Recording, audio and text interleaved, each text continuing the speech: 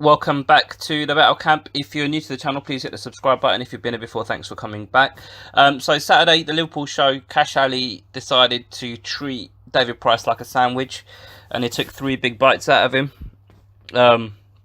And subsequently, yesterday, Monday, he was suspended by the British Board of Boxing Control, and there'll be a hearing on the 13th of April where they will hand him his punishment. The reason I'm making this video is I've been seeing and hearing on Twitter and just generally on interviews on IFL, Boxing Social, etc., Tony Bellew during the live broadcast of the fight and his reaction to how Kash was disqualified. And a lot of people are saying that Kash should be banned for life. He shouldn't be allowed back in a ring, in a British boxing ring, and, you know, blah, blah, blah. And don't get me wrong, I'm not sticking up for Kash. What he did was fucking disgusting. There's no excuse for that kind of behavior. 100% not. He 100% deserved to be disqualified, and he 100% deserved for a portion of his purse to be withheld as a fine, and he 100% deserves to be suspended for a period of time. But in my humble opinion, never in a million years does he deserve to be banned for life for biting David Price. Now, obviously, there is definitely no place for that kind of behavior in a professional boxing ring. But for me, I hold biting at the same level as I hold intentional low blows or intentionally headbutting your opponent. The main difference between those is when you intentionally low blow someone or headbutt someone, you can dress it up and pretend like, oh no, I accidentally did it. I didn't mean to. We were just boxing in close and I didn't mean to hit him there. Even though from the outside looking in, it looks like it was intentional, if that makes sense. But there's room for debate there. If the fighter that's been the perpetrator says that it wasn't intentional. Biting, on the other hand, it's black and white. You can't accidentally bite someone. But that's the difference. Like with biting, you're guilty. Like the bite marks were there. You could see he did it. He admitted to it afterwards, apologized afterwards, etc. So yeah, so he deserves to be punished for doing something so fucking low and disgusting. But this talk about banning him for life, when the British Board of Boxing Control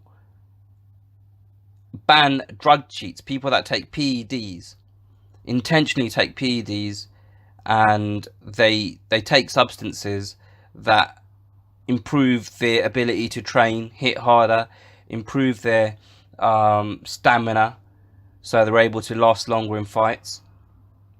Now these guys intentionally cheat with the sole purpose of winning, but a byproduct of that is it increases the chances of this person inflicting damage and potentially permanent damage on their opponent in the ring. So if you get caught cheating using performance enhancing drugs, you get a year ban, 18 months. So in my mind and my personal opinion, how the fuck is it worse, or how the fuck does biting deserve a worse punishment than using PEDs?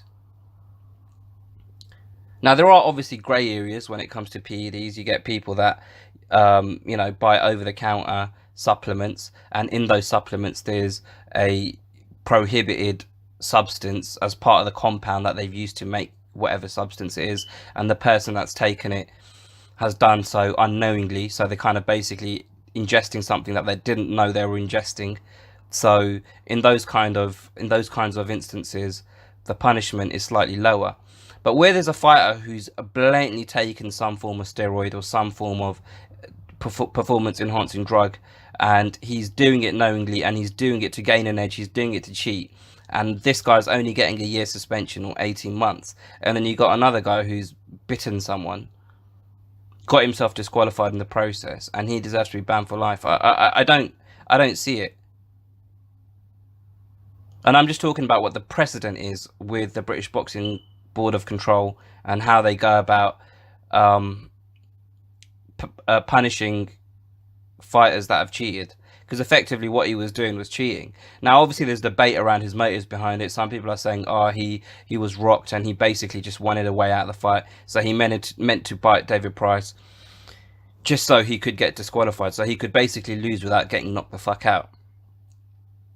He himself said, oh, I don't know what happened to me, I just got angry, the street mentality kicked in, blah blah blah, whatever the fucking reason is, it's inexcusable. There's nothing you can say that excuses his behavior.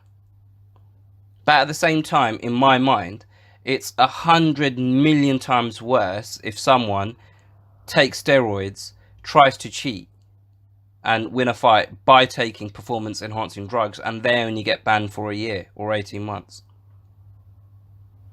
Now Kash Ali doesn't have a big promoter. He doesn't have a big management team behind him. So it'd be really interesting to see what happens on 13th of April and what kind of punishment the British Board of Boxing Control give him. And the reason why I bring up this promoter thing and etc. is because he hasn't got a framework behind him. He hasn't got the support behind him to help represent him when he goes in front of the board to try and kind of use whatever power they have within British boxing to ensure the punishment is as small or as little as possible.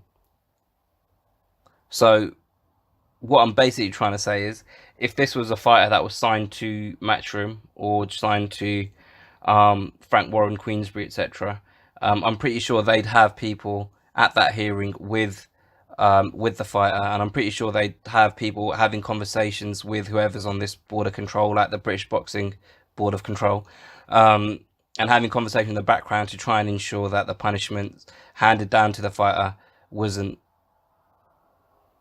a big one, if that makes sense.